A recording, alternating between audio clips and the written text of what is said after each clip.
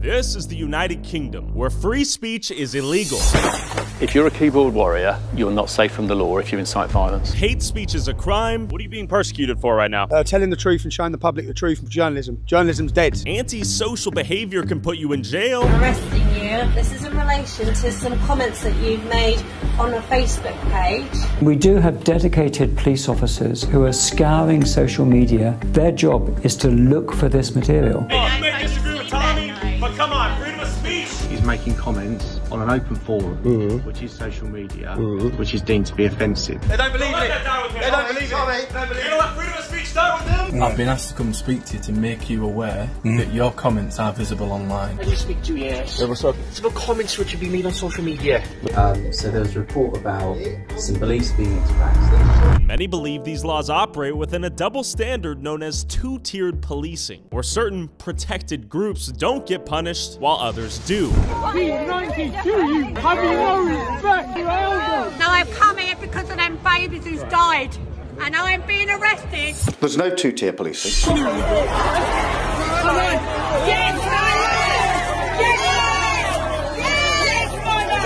There is policing without fear or favour.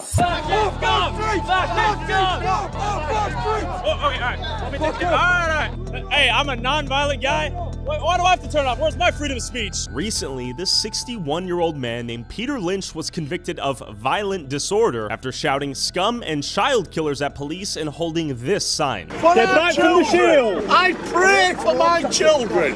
I pray! He was sentenced to jail for 2 years and 8 months and killed himself in prison out of fear of Islamist prison gangs killing anyone associated with the term far-right. That man will never have another Christmas for what? For saying he's worried about our country! Are you mad? And these are thousands of Brits protesting the British government for two-tiered policing, mass migration, the death of free speech, the Islamization of England, and the unfair weaponization of the legal system to imprison journalists and activists like charged with terrorism for refusing to give the police the password to his phone. In fact, you might have recently heard the name Tommy Robinson after he was blamed by the media and the British government, claiming he caused riots in Southport for video rants like these posted on Twitter. Children being butchered and murdered. Stop the f***ing boats. They're endangering the safety of our families. After a 17-year-old went on a mass stabbing spree, killing 3 little girls in a dance studio. The media told the British public that the stabber is 17, British, born in Wales, and of Rwandan heritage. The suspect has no known links to Islam. And in turn, blamed Tommy for the rioting that ensued. So do you denounce Tommy Robinson? Do you denounce him for inciting the rioting? By telling people it was a Muslim illegal migrant? I'm not going to denounce what? Telling people he was an illegal Muslim? Turns out, just a few days ago, they found an Al-Qaeda training manual in his computer, teaching him how to build a ricin bomb. You've brought this war on our shores. You've brought danger on our shores. They're justified in their anger. Yes, there's a better way to do it, but they don't see no better way. Now, Tommy has as many supporters as he does haters, with entire counter-protests formed against him and his supporters. You are on racist! We have F off Nazis. And with nearly the entire British mainstream media labeling them far-right, Islamophobic, racist, and fascist, how did England become this divided? And is Tommy Robinson a far-right, Islamophobic racist? Or is he a brave journalist speaking up on real issues the mainstream media refuses to acknowledge? This issue is political Islam. It's political Islam that's spreading across this country. 1,000 years of culture and history is nearly gone. You're a young English man. You should be proud of who you are, not searching for this. I embrace you to leave Islam. Come back, man.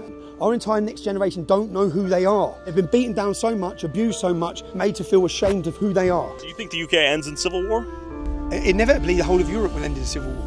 But to understand the state of England today, we'll have to go back in time 15 years ago to Tommy's hometown of Luton, where he started the infamous English Defence League. This is a 50% Pakistani Muslim town. The town is dominated.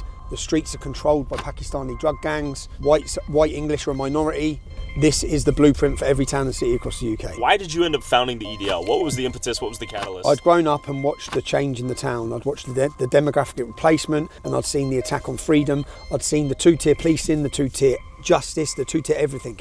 Where one community, the Islamic community, are treated with kid gloves, and everyone else was treated with iron fists. There were prostitution, drug gangs prostituting young white, English or black girls, and the police were doing nothing. More specifically, Tommy is referring to the now infamous grooming gangs, where thousands of non-Muslim girls across England every year are targeted on the basis of being white, referred to as easy meat by mostly Pakistani men who would get them hooked onto drugs and then sex traffic them. Tommy's cousin was a victim of these gangs. The British police didn't do anything despite knowing about the rapes, and the media would not acknowledge or report on the story out of fear that they would be called racist or Islamophobic. Tommy was, in essence, the first person to vocally speak up against these gangs. You're only 15-year-old girls that you know that you've grown up with that have been raped or pimped. You don't. So I don't expect you to understand the issues. These are all personal issues of yours. Personal issues in towns and cities like mine, and they're not happening with the Sikh community, they're not happening with the Jewish community. And indeed, they're not happening with most Muslims. No, they're happening within the Islamic community. That's what I'm saying, that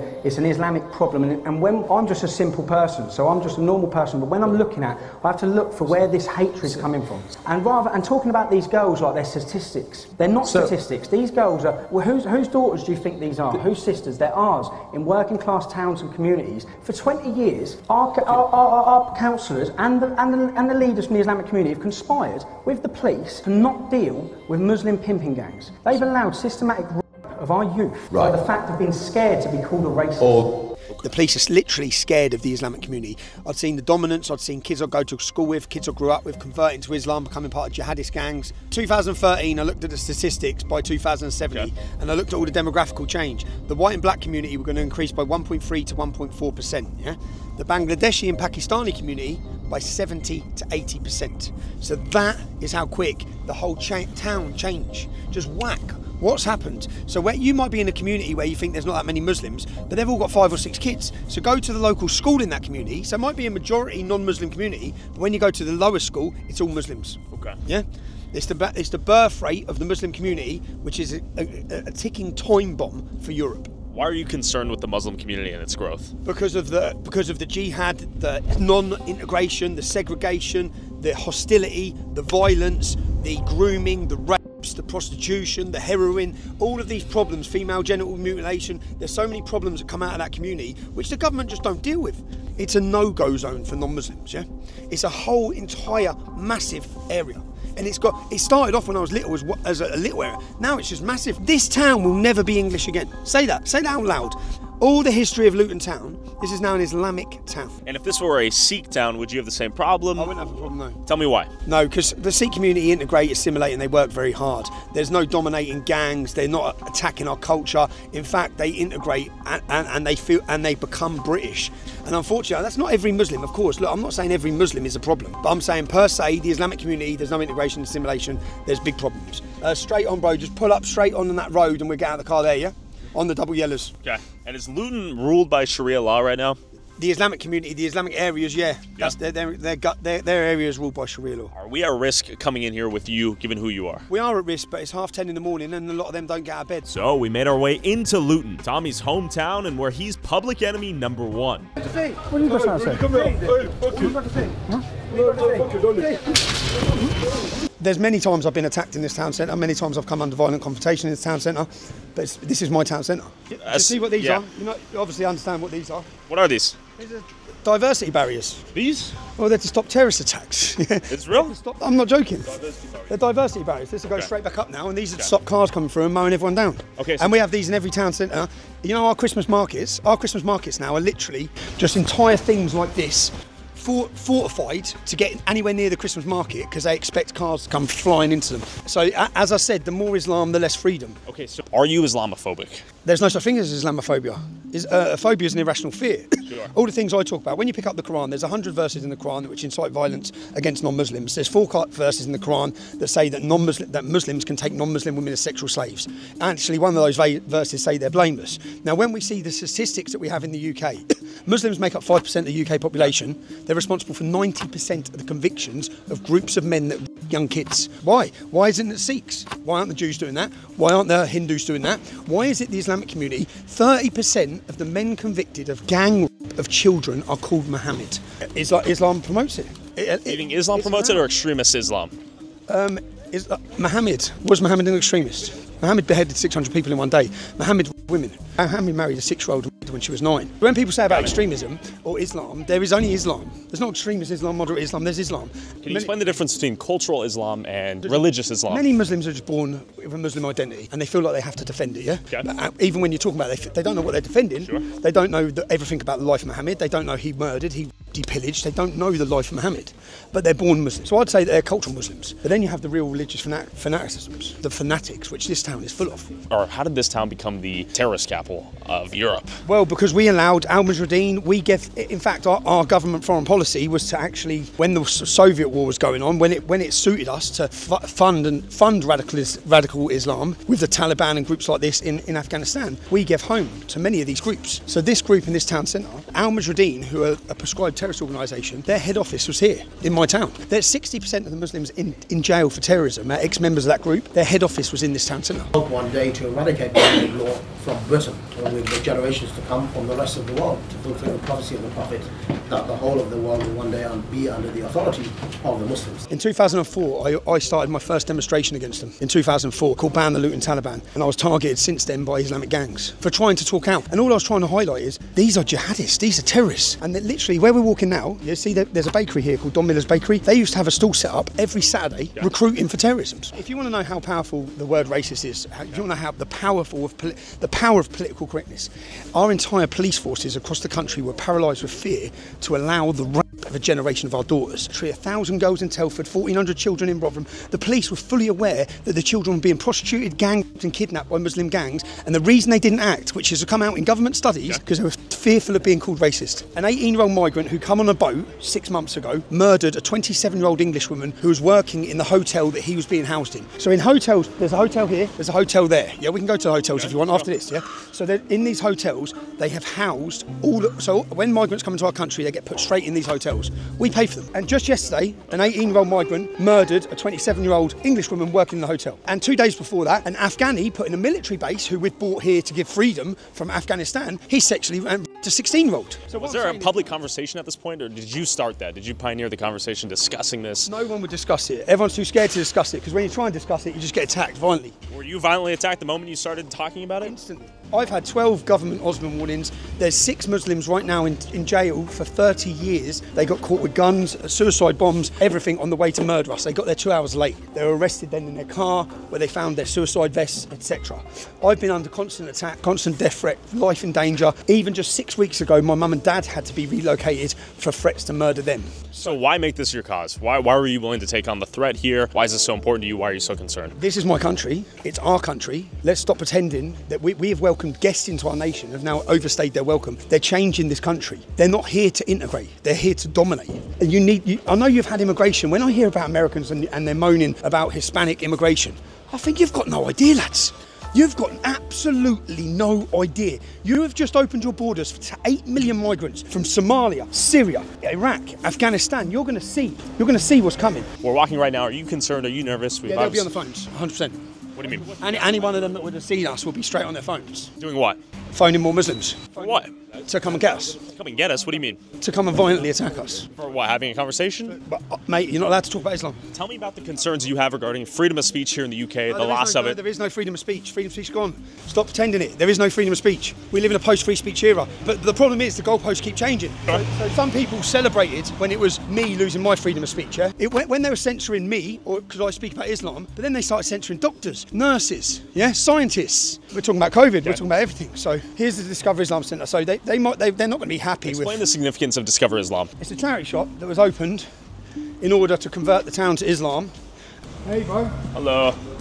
I'm all right, man. How are you? How you doing? The purpose of this shop is to convert the town to Islam. Okay. Right? That's right? It's for dawah, yeah. To convert to invite. But before Tommy debates Islam with a recent convert, I want to tell you about the sponsor of this video. In an age of media misinformation and media bias, it's tough to know what's fake news and what's real news. But luckily, the sponsor of this video, Straight Arrow News, can help you find fact-based reporting and coverage from the left, right, and center. They have this media miss tool that helps me stay up to date on what the biased mainstream news outlets don't report on on both the left and the right. Media Myth spotlights important stories that both the left and right-leaning outlets don't cover, so you can stay up to date on important info like India and the US signing a $4 billion pact for 31 Predator drones, and goofier stories like Trump selling MAGA Donald's merch after his cameo appearance at McDonald's. And then their media landscape tool displays the news outlets covering the story and groups them according to their bias. And if you want to find the original coverage from the news outlets that covered it, you can click the news outlet's icon and it'll take you directly to their article. If you want to stay informed, navigate media bias, and avoid misinformation, go to san.com/Tyler Oliveira or download their app for free. Thank you, Straight Arrow News. Now back to Discover Islam. Okay. And the man who opened this centre, the first manager, was called Yusuf Bonner, and he said he actually had to resign because I exposed who he was before they opened the shop. This was funded by IRA, Abdul Rahim Green, so the people behind this centre are radicals who believe in punishment for adultery, all these sorts of things. What are your thoughts on that? No, it's not true. That is 100% true. When this centre opened and the council opened it, I looked into everyone behind it and I done an expose, and the manager had to resign before the day it opened. Well, I don't know too much. I've only been working here like a few months, to be fair. Okay. When did you convert, bro? Me, a year ago. A year ago? Yeah. How do you like Islam thus far? It's peace. It's peaceful, like it makes me feel like I can show the world the true me. And it's the true religion, really. Can we get the Quran? Have you got the Quran? Can I touch it? Yeah, of course you can. Sure, yeah? Why can't you touch it? Because I'm not clean. I see. If you can look at verse 65. So this, as for such of your women as despair of menstruation, if you're in doubt, their period of waiting shall be 3 months, along with those who have it not. And for those with child, their period shall be till they bring out their burden. And whoever, what's that mean? Me, I don't know. Like I said, I've only been that talks about divorcing prepubescent children. I'm still doing my research myself. I don't want to put you doing it. Okay, so if you're new, I'm not here to.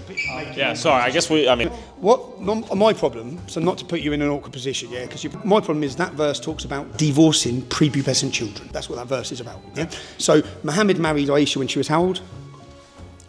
That we do not know fully yet. We know from Sahih Bukhari and Sahih Muslim, the two of the leading world hadiths. So how old was Muhammad then when he married Aisha? How old was Aisha? Aisha was probably about between 9 and 11, I would say. No, she was 6. So Sahih Bukhari and Sahih Muslim are two of the most recognised. The problem is, it's great if you think she was older. That's still a bit strange at 9, 11. But it's great if you think she was a lot older. But the problem is Sahih Bukhari, which means authentic. There's 5 leading authentic hadiths, and they state that she was 6 years old, and he raped her when she was 9. They'll say married, yeah? Got it. Would you date an 11-year-old? No, obviously not. So do you believe Muhammad was perfect? Yeah. But Muhammad, you just said married an 11-year-old. Because things were different back those days, they weren't. So he wasn't perfect in this modern time. But if you look back in the history, like even kings of England, they married Richard younger. Lionheart had an 11-year-old wife. Yeah. But we don't think Richard Lionheart's perfect. We don't want to build this whole country based on what Richard Lionheart lived his life as, whereas you want this country to be on what Muhammad lived, yeah?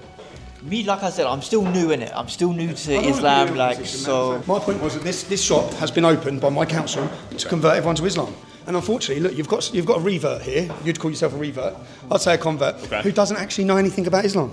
Do you think that's true? No, I do know a little bit, but obviously I'm still learning. I'm still learning. Student. So you're a student, but you're not allowed to leave Islam now.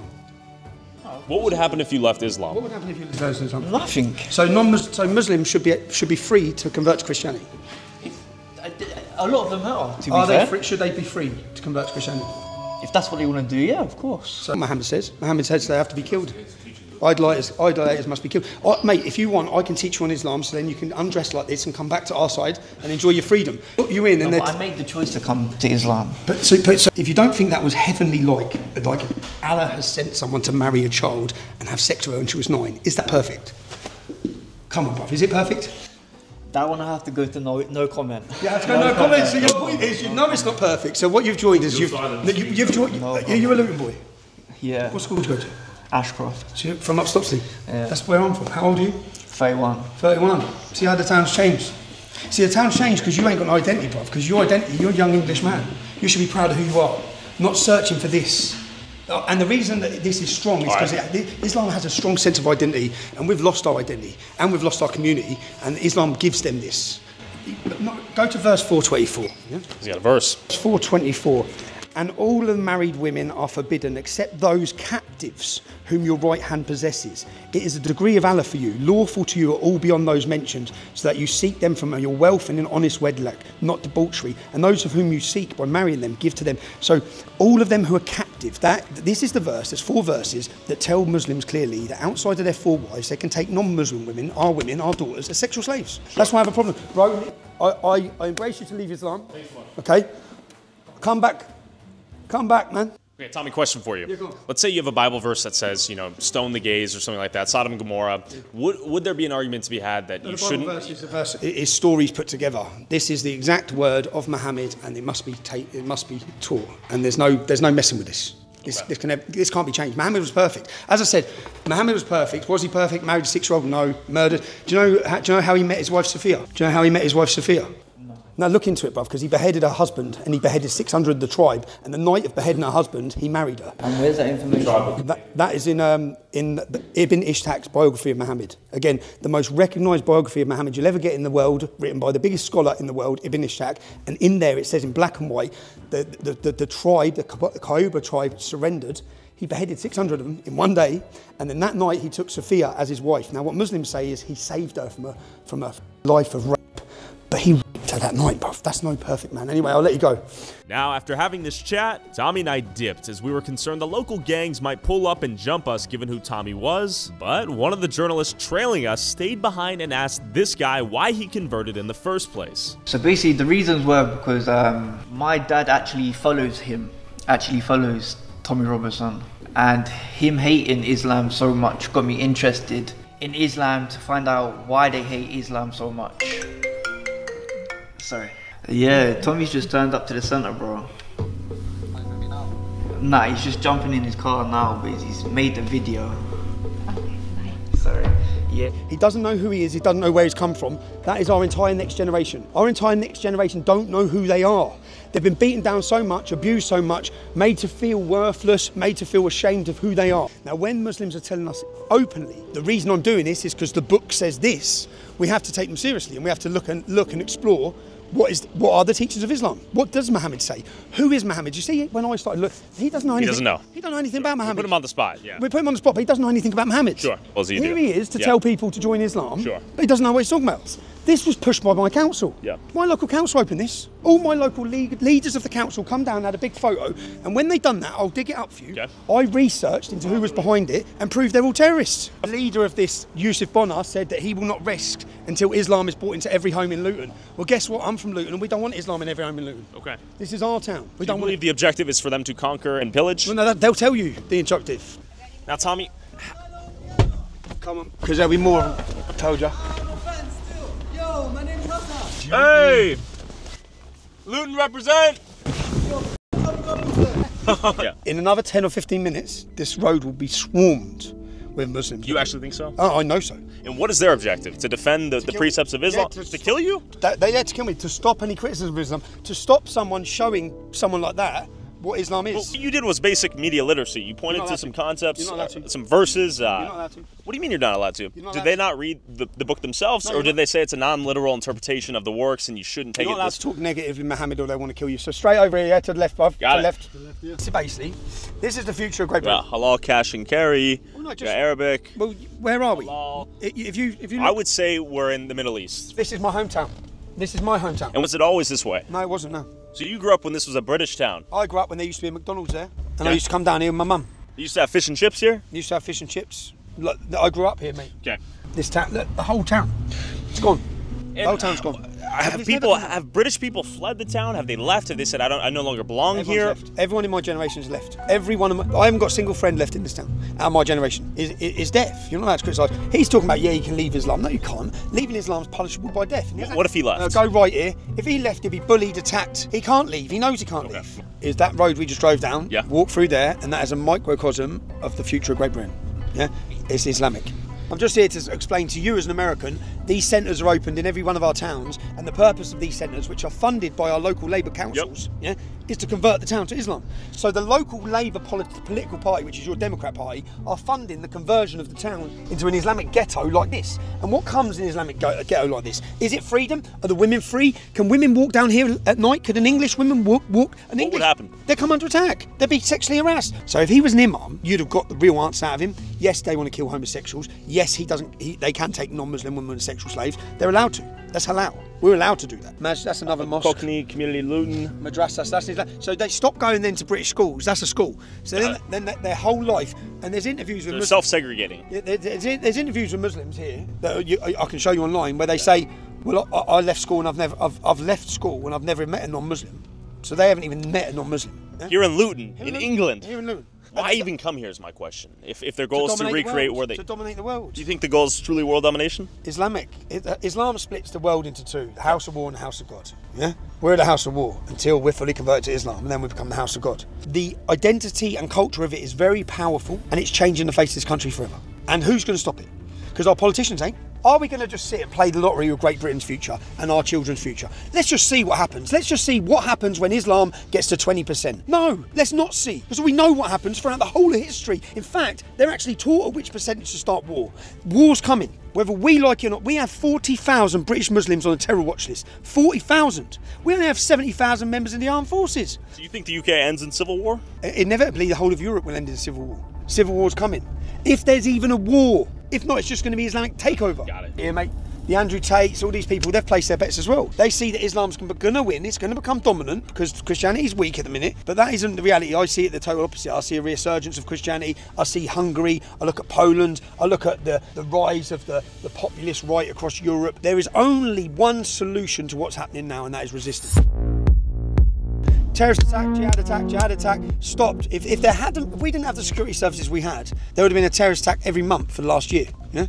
But we stopped them. So from aeroplanes, nightclubs, shopping malls, Christmas markets, we're at war. The public just don't realise it. 3,000 Muslims are on 24-hour day surveillance, 7 days a week at a cost of £9 billion a year. Why? Get rid of it. I'd be like, go on down the road, you fuck.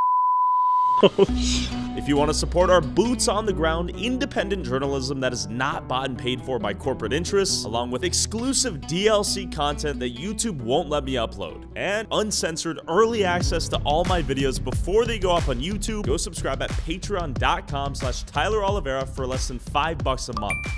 The average person is not willing to go to war to even say any of these things mentioning Muhammad. I'm not saying go to war, yeah? What I'm saying is we have to understand what we're looking at and what do we want the future of Great Britain to look like. So I don't believe the political system can solve it. I believe we need a cultural revolution and a cultural movement. A cultural movement that celebrates identity, that combines and unites and brings everyone together. When I say everyone, every other section of minority group that's come to this country have embraced it and loved it, yeah? And we are at a pivotal point in Great Britain. A revolution is brewing, I'm telling you, yeah? I have my finger on the pulse. So we've shifted the Overton window on that. Where's the Overton window currently now? People are starting to talk about remigration. People are starting to talk about mass deportations. Donald Trump is going to shift the Overton window for the whole of Europe when he gets in power. He's going to save Western civilization. Western civilization is imploding. It's disappearing. The identity, everything is going. I don't think people really understand. We've had people sent to jail for shouting at a police dog, for saying you're not English anymore, for waving an England flag, given prison for non-violent crime, sharing a meme on Facebook, you get 6 months in prison. Crying in front of an abortion center. I faced 4 years in prison for making a film. We have no freedom, man, and the problem is they've always hid it. So they pretend with this facade. So the totalitarian state puts out that it's fair justice. There's no justice system. It's a legal system, and when they put a target on you, they're coming for you. Tommy, do you think they're going to kill you? Do I think they're going to kill me? I think there'd be a lot of people who are happy if I was dead, and I think that it would solve a lot of their problems because they've managed to instill fear in the public, and what we managed to do is show that we're not afraid. Everyone's converting to Islam. Everyone's searching for this other identity. White children are pretending to be black or talking like they're black. There's a big, massive cultural problem in the UK. In 2021, for the first time ever, less than half of the population in the UK was Christian, down roughly 13% since 2011. In contrast, the Muslim population in the UK is only about 6.7% as as of 2021, but it's grown 44% in that same 10-year period due to a combination of increased immigration and higher birth rates. In 2017, the Pew Research Center projected the Muslim population in the UK to reach 9.7% of the population in the year 2050 under a zero migration scenario, or to 17.2% of the population under a high migration scenario. This is almost a tripling of where it is now, but that would still make the population less than both Christians and atheists, unless Christians secularize rapidly over the next few decades. But ultimately, no one has a crystal ball right now to accurately predict migration patterns and birth rates in the next few decades. However, Tommy is concerned at the current trajectory of both of these things and what he believes to be the installment of Sharia law once communities become Muslim dominated and win the political majority. But right now, Tommy has bigger problems to deal with. Where are we headed right now? We're heading to Folkestone. I've got on to about 3 o'clock. I expect to get there, be detained, and I'm gone. Charges for? Charges for terrorism, because I didn't let them in my phone, and I believe I'll be gone for a couple of years. Okay, I hope that does not happen. And after driving to the police station, Tommy was now turning himself in ahead of his court date, charged under the Terrorism Act for refusing to give his phone password to the police under Schedule 7 of the Terrorism Act, the UK's equivalent of the Patriot Act. And he's currently facing a possible jail sentence over contempt of court claims after allegedly not showing up to a court hearing and fleeing the country upon being released on bail after allegedly breaching a court order to not air a film in Trafalgar Square, where the High Court ruled he had repeated libelous allegations against a Syrian refugee after Tommy failed to convince the High Court that the refugee violently assaulted a young girl. Tommy made an entire documentary with nearly 58 million views on Twitter to prove his innocence, but he ultimately lost the legal battle. Now he's turning himself in to face what he believes to be a biased, corrupt judicial system that previously rejected the testimony of children who testified in support of Tommy's claims, alleging they were assaulted by the Syrian refugee. Yet during that court case, the judge ruled that these girls were lying. The neighbour had shared it, and then I saw on the Yorkshire Live them making Bailey out to be really horrible and that Jamal was a poor little victim, and it wound me up. So I commented on it. The victim wasn't a victim, he hit me in the back with a hockey stick. And then within the space of 2 hours, I had about 250 comments saying that I was lying. Public, what do you think? He's a messiah. He's a messiah? I like that. How are you, man? You good? Where's Amit? What are you being persecuted for right now? Telling the truth and showing the public the truth of journalism. Journalism's dead. There is no... Let's go speak to journalists. Come on, come on, you're all journalists. Who are you a journalist for? You? Mate, who are you a journalist? Press agents. Who are you a journalist for? PA. You're for PA. So have you watched my film? I'm not. Have you watched my film? You're a journalist. What are you for? So have you watched my film? Look at this. Look, this is the problem. Totally controlled. Have any of you... Can you guys say anything? Have you watched my film? Have any of you watched the film? Is it called silence? Yeah, do you not? Do you know what I mean? Look, this is the problem. Can they say anything? None of them will ever report the truth. Will they end up like you if they say anything? This is totally controlled media. I've done what you should be doing, yeah? I filled your gap because you're all fucking failures. So all I've done is report the truth. I am being tried for giving facts to the public. Not tried, I'm going to go jail for giving facts. And whilst I do that, you'll all jump in on their side and you'll condemn me. You'll print their lies. Just watch the film. How do you think this media will handle you after you go into jail? They'll all just lie. They'll all say breaches injunction, lies about Syrian child, does this. They'll all just lie.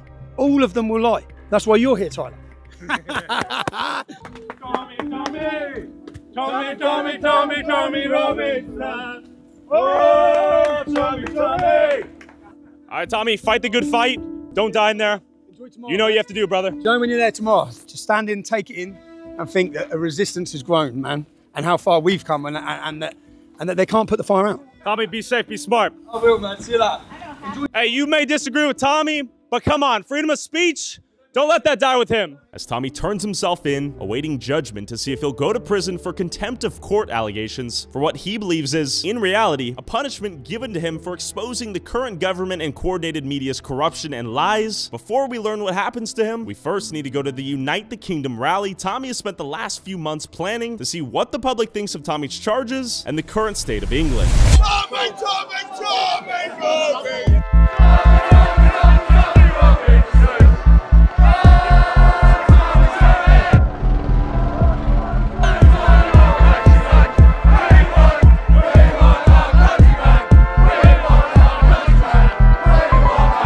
But expect for a fact fact, there will be counter-protests that will arrive here. Anti-racism, anti-fascism, every organization against what they deem for this group to stand for. Talk to the public. What are they thinking? The patriotism is off the charts right now.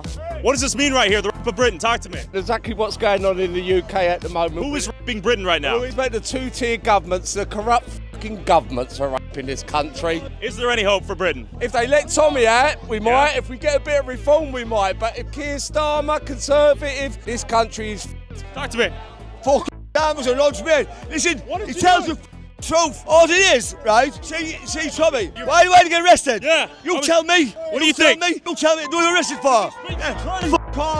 Fuck all. The sheer quantity of stewards. You think they'll let him out? I'm not sure. They have to, isn't it? I say they will be. They'll have to let him out. Is there concern for civil war here? Oh, you think yeah. that's a possibility? If this carries on, yeah? Yes. Do we have concern? Yes! There you go. Especially for our children as well. All right, the patriotism is strong. What are you thinking? Just outraged about what's going on in this country at the minute. Because our country's falling apart. What future are you fighting for? For our kids, man. I'm fighting for the kids and our ancestors. What our ancestors built over hundreds of years is now being crumbled. Well, the communists, mate, that's the communists over there. Them people over there are destroying our country at the end of the day. They're letting these people come into our country illegally, yeah? We don't know who they are, and they're raping our children and raping our women.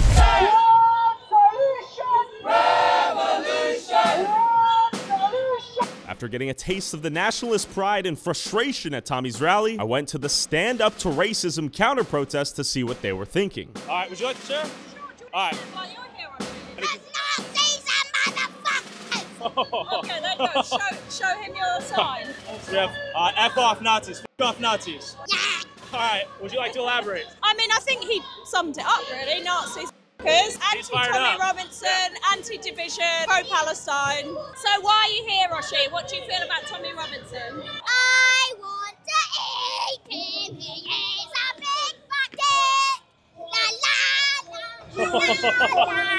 He wants to eat him because he's a big fat dick. Their argument would be we're the working class, we live in these communities where we see the problems. You guys say we're racist when we point them out. I think there is some truth in that we're in a society where it's very difficult to point out things that people are unhappy with if it doesn't go with what is accepted. What specifically are you concerned with in terms of harm? People damaging like mosques and that sort of thing? Hate speech breeds actions of hate, right? So to be fair though, this says F off Nazis. Do you think there's a bit of a double standard at play? Well, they wouldn't consider themselves Nazis, but there are definitely similarities in the things they're saying and the ways that some of them behave. Yeah. But yeah, I think it's okay to be angry and to feel impassioned as long as you're not like smashing people's mosques or beating people up. I saw your sign, smash fascism. In my long life, I've seen times when people get attacked, no reason other than the colour of their skin or they're Jewish, they could be anything. A lot of racism exists. I've had some of it myself growing up, and it seems to be getting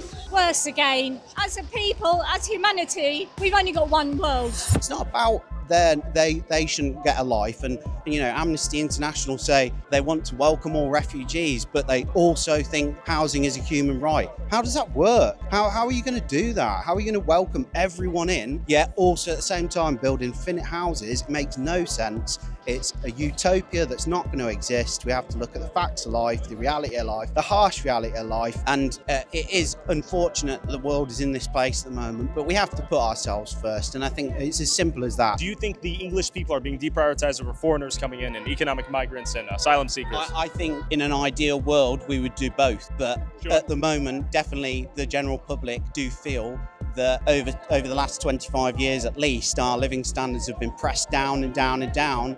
And then when we have social media that shows us right in our faces the migrants documenting their own journey across the channel, saying we're going to go there, we're going to get a hotel, and then you see it. Then you see them be in a hotel, and it's like, well, what about 84-year-old Doris who's lived here all her life and she hasn't got a home to live in? You know, shouldn't we be spending all the money on them? And I'm seeing what's happening to the UK, and they're just a microcosm really of what's going to happen in the United States. They're ahead of us because their population's smaller. They aren't able to take this flood of illegal immigrants that's coming into their country. Their government's oppressing their right to their free speech. And you know, I have a personal friend, Tommy Robinson, who I know that you know, and this is just, it's par for the course with how they treat Tommy, because Tommy is probably the most outspoken British citizen that they have. So any chance they get to silence him and keep him quiet, is a great opportunity for them. So I'm here to support not only him, but the great British people that I've come to know and love. They're going through so many countries before they get to ours, and then they're coming over, they're getting all the hotels, mobile phones,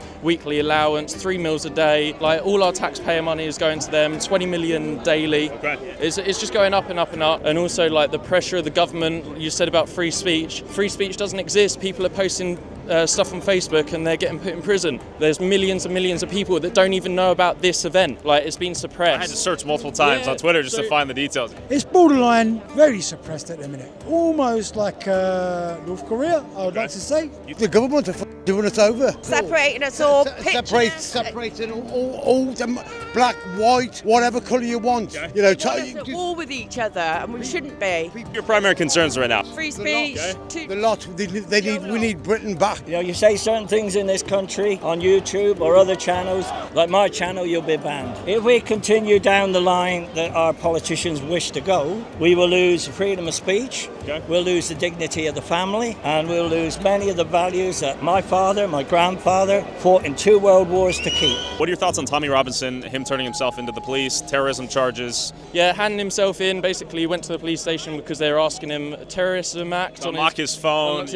So if he's got like sensitive data on his phone that is to do with corrupt police and stuff like that, why would he give the PIN number to the policeman to get all the data, to go behind the back and do dodgy stuff? The man's give up so much to make us aware of what's actually going on in the world. For years we've been blind in this country, believing the likes of Sky News and BBC. At the end of the day, they're being paid by the government to, do you know what I mean, say what the government want them to put out there, to make us believe these lies. If it weren't for Tommy, we would know nothing. Tommy Robinson is one of the few true patriots we have in this country.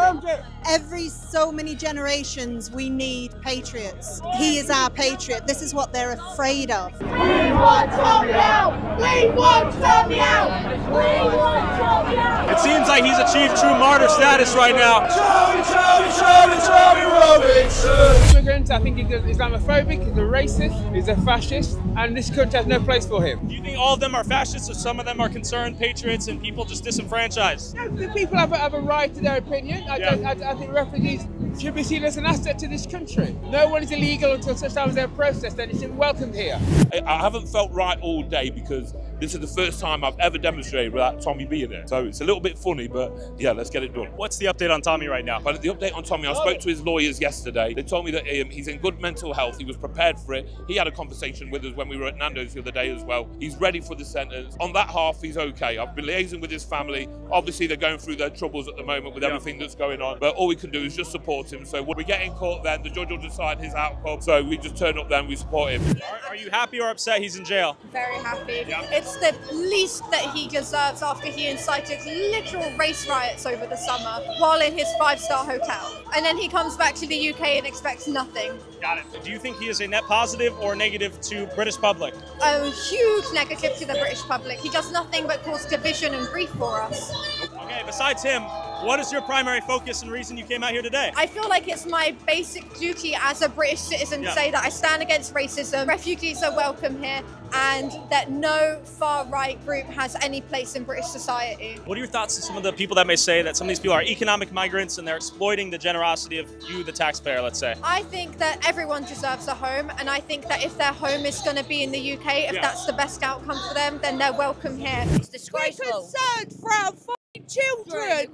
You see the aftermath of Southport. My cousin died on the King's Cross bombings. What are we going to do? We're losing that safety net. It's frightening. We're elevated. The sheer quantity of patriots out here is insane. They're chanting. They're waiting to march. Look at these people out here. Look at that.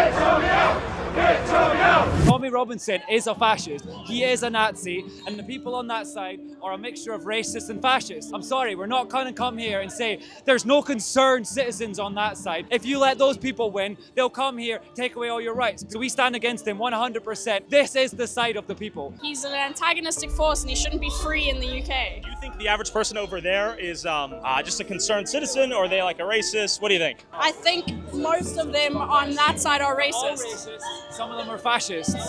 This is Britain. This is where we want to be. Look on that side. All basically white men and women standing together, being racist together. Just, I notice you're black. What are your thoughts on that? Well, they call me a sellout. Yeah, they call me Uncle Tom. But, Okay. but you know, I think it's more than race. I think this is about getting the country back. I think today it's more about the crime, the injustice in the tier 2 policing. So it's not just about race. I think it's more than that. It's deeper than that, because they like to divide and conquer. Who's trying to divide and conquer you guys? The high up, the elites. And you're here today proudly because? The globalists. The globalists? I think it all goes back to the same thing. So the far right, the struggle against bodily autonomy, for a free Palestine, against austerity. Every issue that we can point to will come back to a far right rhetoric. It comes back, it's the ultimate weapon of capitalism, and it's lashing out against us. It happens every time there's an unstable economy, which we're seeing after COVID. Okay. This isn't a surprise, we've seen this before, and we will always fight back against it. But I think it's a disproportional representation of what the actual problem is. Got it. Your enemy is not the migrant next to you. The enemy is the ruling class and capitalism. Okay, I think even that side would agree, by the way. This is not a culture war, this is a class war. Got it. We're still seeing these major austerity cuts. We're still seeing attacks on trans people. This is growing and feeding and stoking the culture war to keep us away from the class war, because we have so much more in common with each other as working class people than we ever will for the ruling class. Jamaicans, Africans, Indians, Sikhs, Hindus, British, we're all together. It's the government that tried to keep us apart. Yeah, I'm not racist. It's one race, that's a human race. There is all different people here today. People come here to be safe. Well, they're clearly at two tier. Yeah, there's one rule for us and one rule for the other. We have more right. When you talk about Britain don't have a history or a heritage, look at every invention from the fucking suit to the fucking game of football. Where's it come from? Comes from here. What's the most used globally language? England. We are fed up. They will come for you, your family. I've had it myself. What did you do? What did they say you did? They bugged me like a terrorist.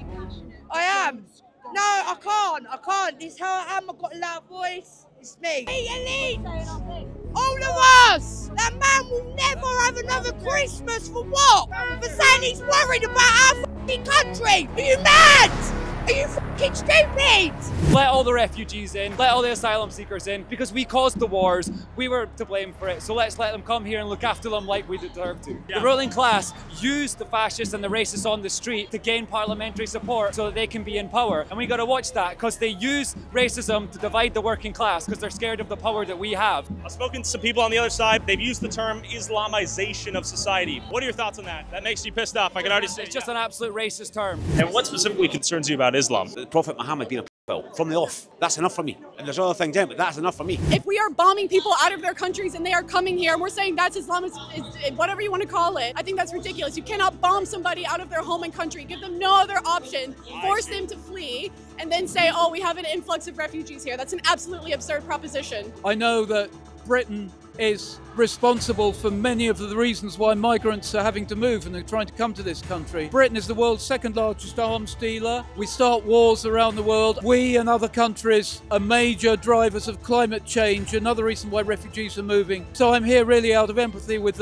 refugees and migrants. Thoughts are, you seem a little untrustworthy. Why is that? Just news in general, like. I'm a guy with the YouTube channel. Right. All right. Can I see what this is? The Socialist Workers' Party? Who's representing? Trying to pull people away from the far right. Okay. Trying to mobilise the side against Tommy Robinson. We're protesting against the fascists that are in Parliament Square. Tell me how they're fascists. Can you explain? Impartial observer, what's going on? I don't really want to talk to him. Why is that? Because I don't want to talk to the president. Why? Because I have no reason, and you should stop interviewing. They say they're just patriots, they're not far right. What does the far right mean? Their form of patriotism is nationalism. Tommy Robinson is a Nazi, and they're supporting him. Okay. How do you feel that a large majority of this crowd has been labeled far right, whatever that means? I think the far right is a very small portion, you know. Because they just want to call us far right, and if you look around here, there's a mixed ethnicity, there's mixed religions. I was brought up Jewish. You'll see Israeli flags. It's just total media hypocrisy. It depends who you ask. Sure, right? Has it just become basically a slur for conservatives or what? Well, anyone's far right. So Brexit happened 2016. You're far right. So that makes 52% of the population far right to some, which is crazy. And if you want to control the borders, just control, you'll be far right. They're ready to move. The police are in front of us, and the counter-protesters are there inevitably. We're here. We're going to start moving. All right. Get ready for the demonstration of your life. All right. America, you've seen go yet. Let's get going. All right. The patriotism surges through his blood. Tommy Robinson!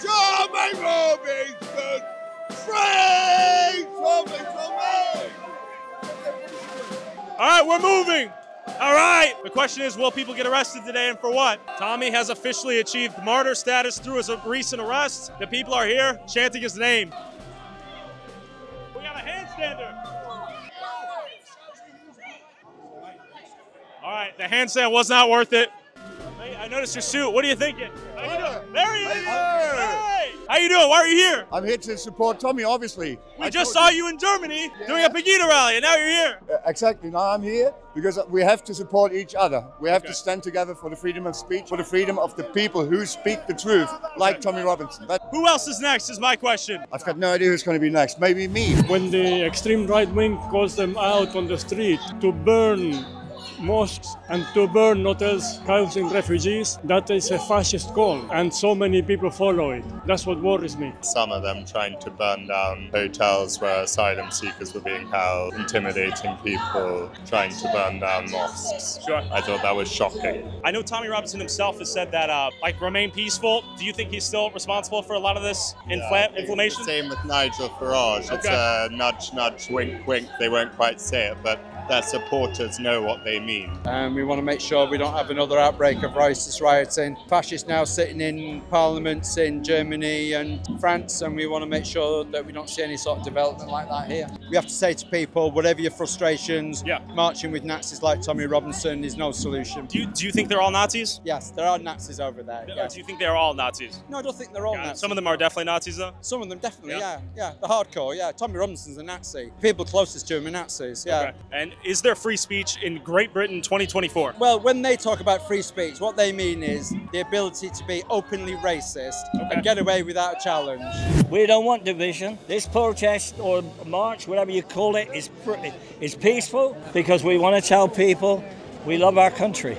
Yeah, it is peaceful. It is a peaceful out here. And this is what we want for Tommy, because otherwise he'll just look bad on him. You know, that's one of the things that's really, the government lies and says that Tommy Robinson fuels these riots. When Tommy puts on these rallies and these demonstrations, you can see that his own people, his own security removed someone who was causing problems. So when Tommy Robinson's involved in a demonstration or his people are involved, it's always a peaceful demonstration. Peace seems to be the #1 priority. Peaceful protest, that is. And then, ironically, as I did an interview for these dudes at the anti-racism rally, I had a squadron of self-proclaimed anti-fascists who were not happy to see me. Cheers. Cheers. Thank you very much. That's me. I really mean. I knew you were going to say that. Cheers. Cheers. Your video on Poland shooting immigrants was genuinely that. What are you opposed to in the sense of him sharing that is the law now? What do you think? Okay, chill. It's good. It's good. All right, it's good. Hey, I'm not all right. I'm not all right. All right, I'll walk away. Let me walk away. Let me walk away. Huh? Nazi scum! Off our streets! All right. Hey, I'm a non-violent guy. Why do I have to turn off? Where's my freedom of speech? What have I done? Is this not fascism? My own demo? For what did I do? The wrong side of what? Having a conversation? Is this fascism right behind it? Hold me by the neck. Get the fuck off of me. Fuck yourself. He's grabbed me by the neck. I didn't do anything. My existence is... What did I do? What did I do? I didn't support anything. Let's move to the other side. All right. Yeah, of course. All right. That is fascism right there. Bye. I didn't do anything. Yeah, but goodbye. All right. That is two-tiered policing, what you just witnessed. As the anti-fascist attacked me in the most fascist way imaginable, while these spineless cops lived up to their two-tiered policing accusations, kicking me out and not the masked aggressors. You might be wondering, if that happened to me, what's gonna happen to Tommy?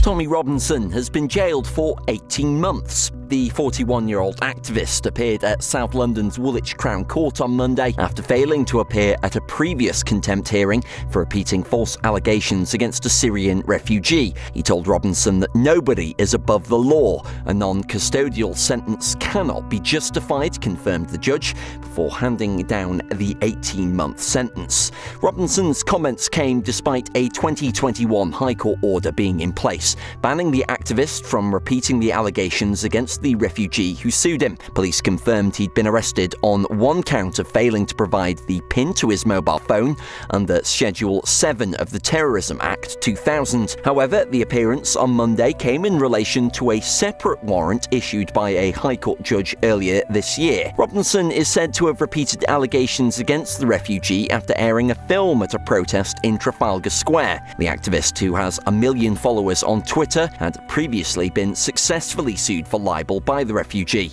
Those who commit contempt in a court of law can face up to 2 years in jail, a fine, or in some instances, both. But did Tommy and all of the witnesses that testified in support of what he said actually lie? Or did the judge just refuse to acknowledge the uncomfortable truths and the media corruption they revealed? Why would this girl lie, randomly lie, before I was involved? Why would she then travel to the High Court of London and commit perjury? Because that is what the judge has found, that she's made it all up. Why? For what reason? Why would the staff lie? Why would the head teacher lie? Why would every single person who was recorded covertly lie about what Jamal was like? 12 different people lying about what Jamal was like. Why? See, the judge has really helped us out here. The judge says people can lie for reasons that make no sense. Sometimes for no reason at all. He concludes the alleged assaults, they never happened at all. Yaxi Lennon's lawyer said that at all times he was following his principles. He passionately believes in free speech, she said, freedom of the press, and his overwhelming desire is to expose the truth. He believes the public has the right to have all the truth, not just what's provided by the mainstream media. So if I'm in jail, buy my books, catch up on my story, I'm probably doing press-ups, I'm quite excited, I'm going to come out in the best shape of my life. It's not all bad, all right? I'm reading your mail, thank you, I appreciate your support, I appreciate your support you're showing my family. This is temporary, all right? And the fight continues upon my release. Send in my love. Nobody is above the law. Nobody is above the law. Nobody is above the law. Nobody is above the law. Nobody is above the law. Nobody is above the law. Nobody is above the law.